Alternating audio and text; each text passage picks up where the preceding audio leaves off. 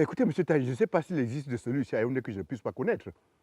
Ah oui, j'ai fait des cellules, mon cher ami, j'en ai fait.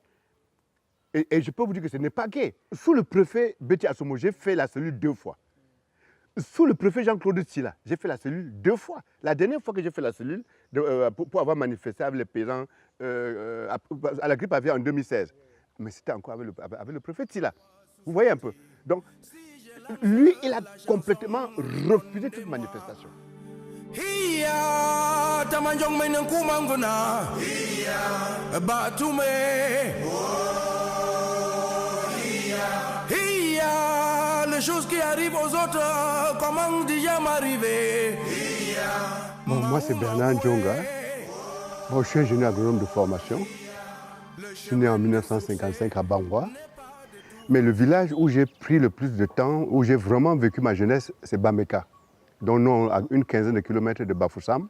On est resté à Bameka jusqu'à mon âge adulte, jusqu'à ce que je parte de l'INSA, de l'École nationale supérieure agronomique.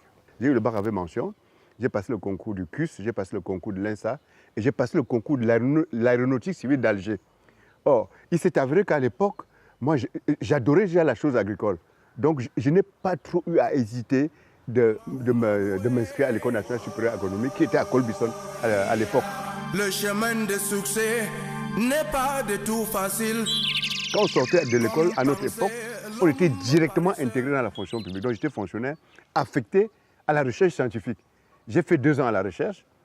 En 85 et 86, j'ai fait 2 ans à la recherche. Et après, j'ai compris que la recherche, ce n'était pas mon milieu. Je suis parti de la recherche, ce qui n'a pas plu à mon directeur de l'époque. Ça n'a pas aussi plu à mon ministre de l'époque, qui m'ont amené à prendre cette décision de démissionner de la fonction publique. La créativité ne se vend pas au marché. Quand j'ai démissionné, il y a 2 structures qui ont été créées après ma démission. Le SAIL a été créé en mars 88. Le SAIL, service d'appui aux initiatives locales de développement. Allez voir au SAIL, ça marche à merveille. La Voix du paysan, le premier numéro de la Voix du paysan que j'avais créé, a été créé et sorti en novembre 1988. Allez voir la Voix du paysan, car aujourd'hui la Voix du paysan paraît. Vous voyez un peu, donc, vous imaginez démissionner de la fonction publique, créer une nouvelle structure, il fallait quand même, il fallait pousser, il fallait le faire, il fallait oser. Le vrai Mame Wata pour moi, c'est le travail. Bernard Djonga, c'est bien notre directeur de publication. Il est abordable. J'allais dire, il aime la convivialité, mais il est aussi un genre rigoureux et parfois nerveux. Mais je dois surtout admirer son courage. Il est déterminé. Quand il croit à une cause, c'est difficile d'en démordre.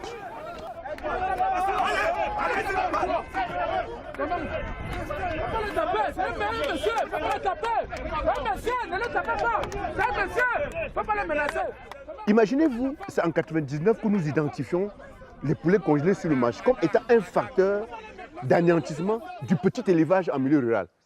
Lequel petit élevage, soit dit en passant, nous accompagnons. Alors quand nous constatons ça en 1999, nous avons un journal La Voix du paysan. À travers La Voix du paysan, nous cherchons à anéantir cette situation. Rien n'y fait. C'est en 2003 que nous décidons de créer une nouvelle structure, dont l'ACDIC, qui aurait pour vocation de mobiliser les bonnes volontés pour aller contre les poulets congelés. Et c'est là où j'ai compris que rien ne se donne. Ça s'arrache. On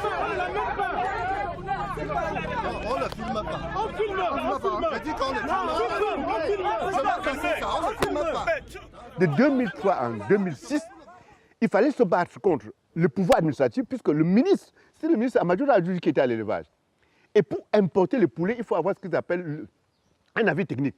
Donc on t'autorise à importer le poulet congelé. Et c'est le ministre qui signe les avis techniques. Je ne sais pas si vous imaginez. 2, le poulet congelé importé était extrêmement rentable. Quand vous réussissez à faire entrer un conteneur de 20 pieds, c'est sûr que vous avez 7 millions de bénéfices nets que vous gagnez. C'est un autre problème. Ce qui fait que les importateurs constituent aussi, les opérateurs économiques, un danger pour nous.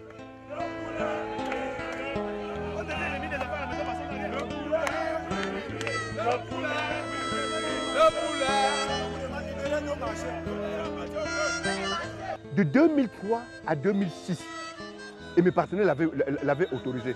Je marchais avec 3 gardes du corps, 24 heures sur 24, pendant 3 ans. Parce que quoi? Parce que dans notre campagne contre le poulet congelé, excusez-moi peut-être, vous le savez aussi, on ne reculait devant rien. Notre objectif était clair.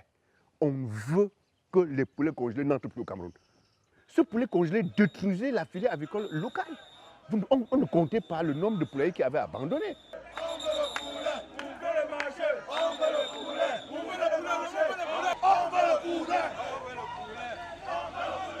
La loi de finances autorise à la personne qui fait entrer un redressement fiscal de bénéficier de 20% de ce financement. Il y a des sites que vous connaissez, Congelcam par exemple. Congelcam a payé, je crois, près de 1,5 milliard de redressement fiscal. Quand vous prenez 1,5 milliard, vous calculez 25% de 1,5 milliard. Vous êtes dans les 225 millions qu'on devait nous donner. Clair et net. Donc on nous a appelé de venir chercher les 225 millions de francs.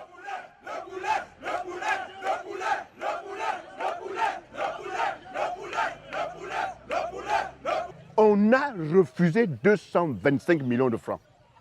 Et c'était normal, c'était légal qu'on puisse les avoir. Donc le fait qu'on ait refusé 225 millions de francs, les fonctionnaires du ministère de l'élevage l'ont su. Les fonctionnaires du ministère des Finances l'ont su. Les opérateurs économiques l'ont su. Et ils ont compris le sens de notre combat. Et ça nous a fait gagner l'interdiction en mars 2006. Et cette interdiction dure aujourd'hui. Et vous avez vu comment la filière avicole a décollé. Mayole, yele, mama yole.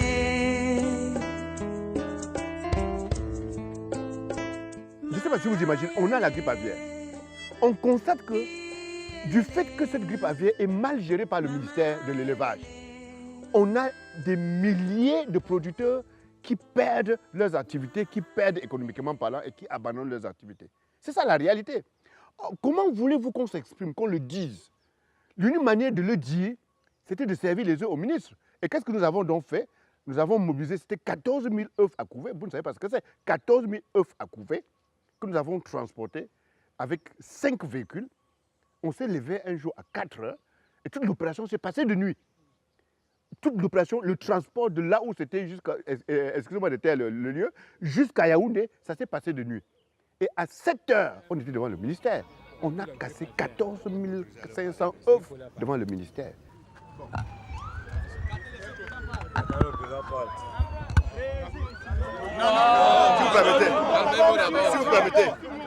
Si vous permettez.